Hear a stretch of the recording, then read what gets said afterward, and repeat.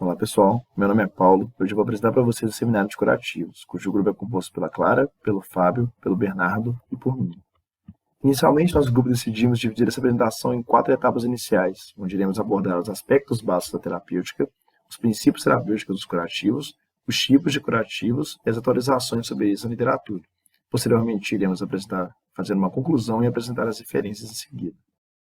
Bom, com relação aos aspectos básicos da terapêutica dos curativos, é importante ressaltar que a humanidade tende a intervir nos processos de cicatrização do corpo em geral há muito tempo, sendo que os primeiros registros de práticas do tipo remontam aos manuscritos egípcios do período entre 3.000 e 2.500 anos a.C., onde é possível inferir que a população do Egito na época utilizava curativos que eram feitos à base de mel, graxa e fios de tino. E, logicamente, com o passar do tempo, nesses mais de 5.000 anos que se passaram, o desenvolvimento e utilização de curativos mudou drasticamente, e diversos eventos foram fundamentais para esse processo, como as guerras em geral, principalmente as mais recentes, como a Segunda Guerra Mundial, a evolução técnico-científica do século XVII e as revoluções industriais, que permitiram um grande avanço na área da medicina. Para entender melhor toda a terapêutica que envolve o uso de curativos, a compreensão de alguns conceitos é essencial, como o próprio conceito de curativo inicialmente, que consiste no meio terapêutico que cobre uma ferida, tendo como finalidade agilizar o processo de cicatrização e prevenir contaminações e infecções oportunistas, por meio da limpeza e cobertura das lesões. Outro conceito que é essencial também é o conceito de ferida, que é basicamente a perda da solução de continuidade do tegumento. E essa perda pode estar associada a diversos eventos físicos e químicos, como por exemplo traumatismos, queimaduras, úlceras por pressão, e também podem estar associadas a diversas patologias, como diabetes mellitus e doenças de pele em geral, como o eczema. Com relação ao processo de cicatrização, ele ocorre basicamente em 3 fases muito bem definidas. Inicialmente, tem-se uma fase inflamatória, onde haverá um aumento da vasodilatação e permeabilidade vascular no local da lesão. Posteriormente, uma fase proliferativa, como o próprio nome diz, haverá proliferação de células de tecido epitelial e também células que irão formar um tecido de granulação e, inicialmente, um processo inicial de depósito de colágeno também na região da ferida. Esse colágeno, que posteriormente será depositado de maneira mais organizada, irá caracterizar a fase de maturação. Além disso, na clínica, junto à ação médica, as feridas podem cicatrizar de 3 maneiras distintas, sendo a cicatrização de primeira intenção quando a perda tecidual abaixo do tegumento mínima, portanto as bordas das feridas são aproximadas para que haja uma cicatrização eficiente. A cicatrização de segunda intenção quando há uma perda tecidual muito grande, portanto as bordas da ferida não podem ser aproximadas se o tratamento é feito com a ferida aberta apenas. E a cicatrização de terceira intenção, onde geralmente a ferida está associada com uma infecção e inicialmente a um tratamento da ferida aberto e posteriormente a sutura aproximando as bordas da ferida. Com relação aos princípios terapêuticos dos curativos, é importante ressaltar que cada tipo de fechamento de uma ferida, como dito, tem um efeito específico sobre a cicatrização desta. Então, a escolha do curativo irá depender de diversos fatores biopsicossociais, e o curativo pode ser por si só o tratamento definitivo da ferida ou apenas uma etapa no processo. Além disso, é importante ressaltar que o curativo tem que obedecer a alguns pontos na terapêutica, como seja de fácil remoção, traga um conforto para o paciente, não exija trocas frequentes, mantenha a umidade ideal no local, absorva o excesso de exudato, previna infecções e tenha uma boa adaptabilidade.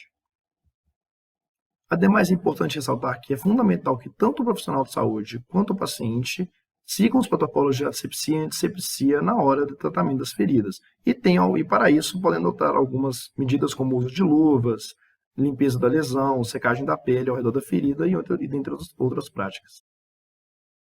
Bom, diversos são os tipos de curativos. Eles variam basicamente de acordo com a natureza, com a localização e com o tamanho, principalmente. Além disso, eles podem ser classificados em primários, quando usados em contato direto com o tecido lesado, secundários, quando eles são colocados adjacentes aos curativos primários, semioclusivos, quando eles absorvem o exudato e isolam da pele adjacente saudável, oclusivos, quando eles atuam como uma barreira mecânica e não permitem nem a entrada de fluidos nem ar no tecido lesado, compressivos, quando eles são utilizados para reduzir o fluxo sanguíneo na região, e abertos, quando eles são utilizados para feridas que não necessitam de oclusão. Bom, como exemplos de curativos mais utilizados na clínica, nós temos inicialmente o hidrogel, que é indicado para a remoção de crostas e tecidos desvitalizados de feridas abertas, uma vez que eles mantêm um meio úmido, promovem o desvidramento autolítico e estimulam a cicatrização. E por estes mesmos fatores, ele é contraindicado em pele íntegra, ferida operatória fechada e feridas muito exudativas. Outro exemplo é o alginato de cálcio, que ele consiste basicamente em fibras de tecido derivadas de algas marinhas e é indicado em feridas abertas, sangrantes e altamente exudativas, ou seja, ele é mais utilizado em procedimentos cirúrgicos, uma vez que ele auxilia o desbridamento, tem alta capacidade de absorção, mantém a umidade do meio e induz hemostasia. E, logicamente, ele é contraindicado em feridas superficiais e pouco exudativas. Já o filme transparente, ele é indicado para a proteção de proeminências ósseas e também atua como cobertura secundária em curativos oclusivos. Ele proporciona uma umidade no meio e favorece a cicatrização. E, obviamente, por proporcionar essa umidade, ele é contraindicado em feridas muito exudativas e aplicação de letras em feridas abertas. O hidrocolóide de extra fino, ele é um curativo que tem uma bicamada, sendo a camada mais interna gelatinosa e a camada externa mais espumosa. E, além disso, ele tem uma curiosidade de manter o pH do meio ácido e úmido, portanto, ele é contraindicado em feridas infectadas, cavitárias e muito exudativas. Além disso, assim como os outros curativos, ele também promove o debilitamento autolítico e estimula a angiogênese. Além disso, ele também protege terminações nervosas. Ele é indicado em tratamento de feridas abertas, não infectadas e pouco exudativas. Outro fato curioso dele é que a frequência de troca dele é muito baixa, variando de 3 a 7 dias. Outro exemplo é a papaina, que se trata de uma substância bactericida e bacteriostática muito importante pelo fato dela se caracterizar por um complexo de enzimas proteolíticas. Logo, ela vai ser extremamente importante no processo de cicatrização de feridas de terceira intenção, que geralmente, como dito, elas são associadas a processos infecciosos. E, obviamente, ela não vai ser recomendada para pele íntegra nem em ferida operatória fechada, por exemplo. E por último, temos a gases não aderente não impregnada, que deve ser o exemplo mais clássico de curativo que temos na clínica, sendo extremamente importante no tratamento de cobertura primária das feridas abertas, protegendo-a e, além disso, também preservando seu tecido de granulação.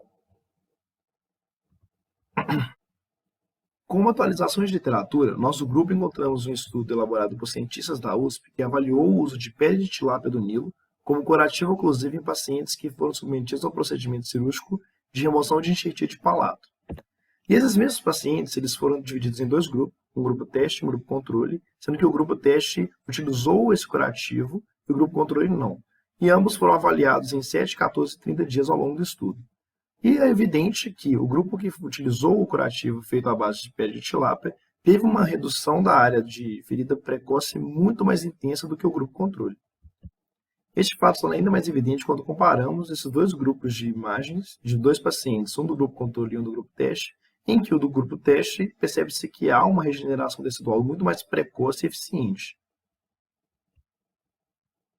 Com base em todos os fatos apresentados, percebe-se que não há uma resposta para um questionamento que é frequentemente realizado na clínica, que é: qual o melhor curativo para um dado tipo de ferida? Essa pergunta não tem uma resposta exata porque diferentes pacientes vão ter diferentes tipos de feridas e vão existir diferentes tipos de tratamentos. Além disso, eles vão responder de modo distinto à aplicação de um dado curativo. Sendo assim, é extremamente importante que profissionais capacitados façam a escolha correta de um curativo, considerando diversos âmbitos como as características individuais de cada indivíduo, os recursos institucionais disponíveis no local e pesquisas e outros materiais que eles têm acesso, para que, enfim, o curativo possa, de fato, contribuir com sua função de tratamento e também oferecer a qualidade de vida essencial para o paciente. Essas são nossas referências. Muito obrigado.